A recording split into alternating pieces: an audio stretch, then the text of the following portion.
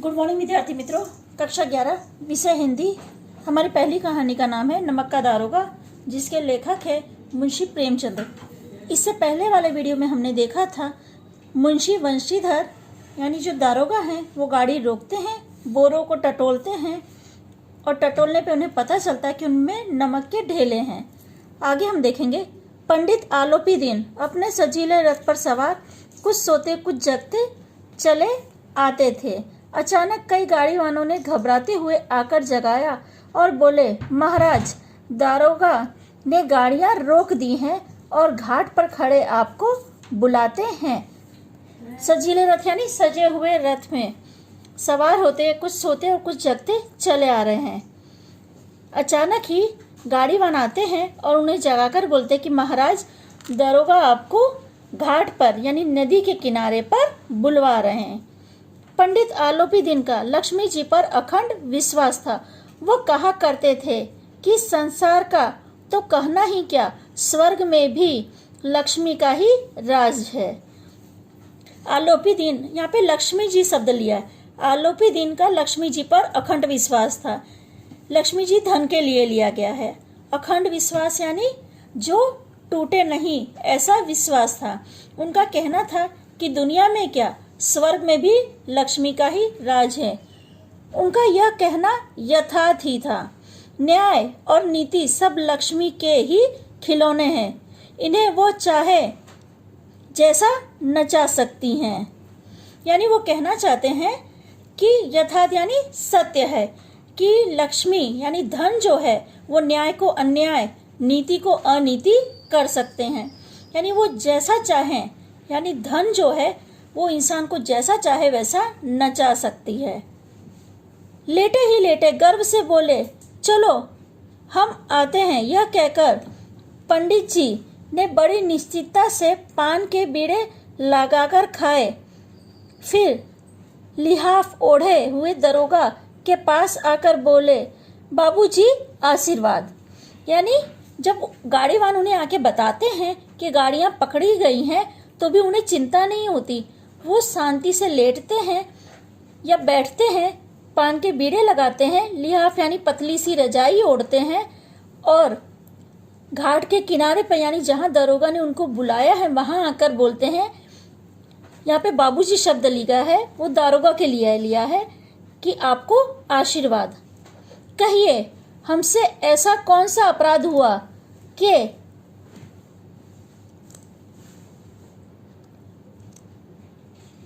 गाड़ियां रोक दी गई। हम ब्राह्मणों पर तो आपकी कृपा दृष्टि रहनी चाहिए। वंशीधर रुखाई से बोले, सरकारी हुक्म है। यानी आगे क्या होता है, जब गाड़ियां रोक दी जाती हैं तो पंडित आलोपी दिन घाट पर आते हैं और वंशीधर से पूछते हैं कि क्या हुआ कि आपने गाड़ी रोक दी है। हम ब्राह्मणों पर तो आपकी कृपा रहनी चाहिए। और वंशीधर रूखी आवाज में कहते हैं कि ये सरकारी हुक्म है।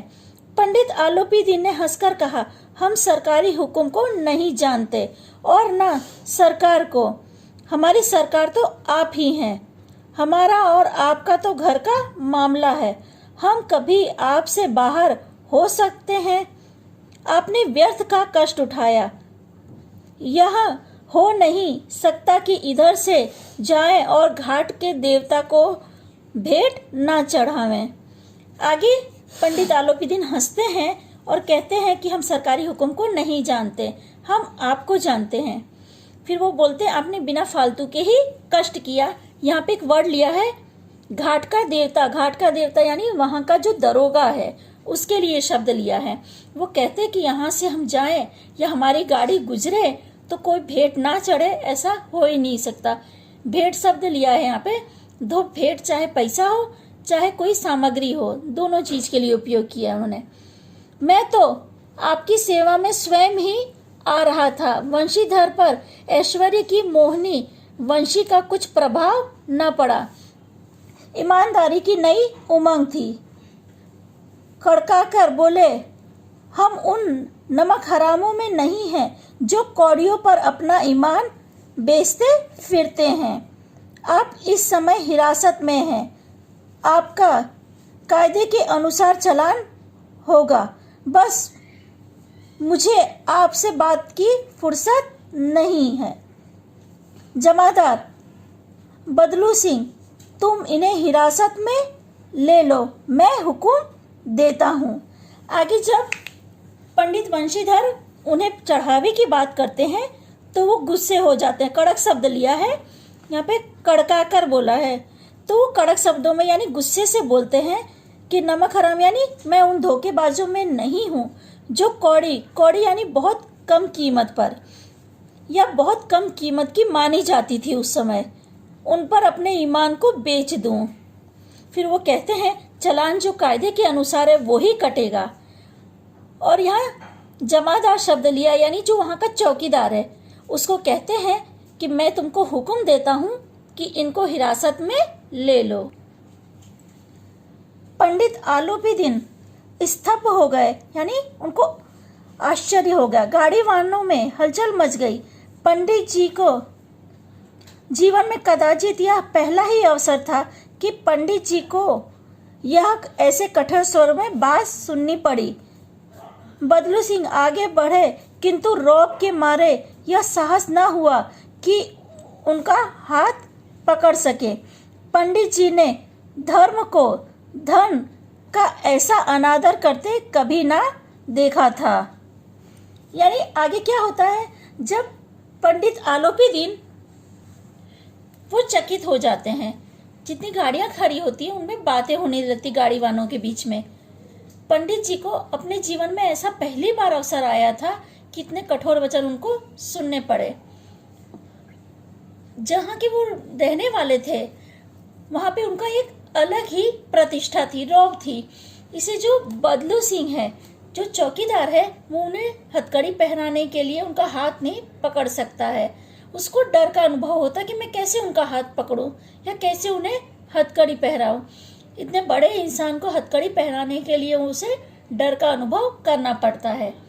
आगे पंडित आलोपीदीन मन में सोचते हैं कि पहली बार ऐसा हुआ है कि धर्म को धन का ऐसा निरादर यानी ऐसा अपमान करते हुए उन्होंने कभी नहीं देखा था।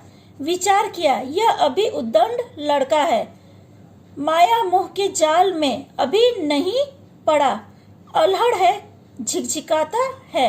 यानी वो सोचते हैं मन में कि ये तो अभी बच्चा है, हो सकता है इन्होंने बोल दिया हो, अभी ये मोह माया के बस में नहीं है, अकेला है, बचपना है इसमें, हो सकता है पैसा मांगने में इनको झिकझिक हो रही होगी।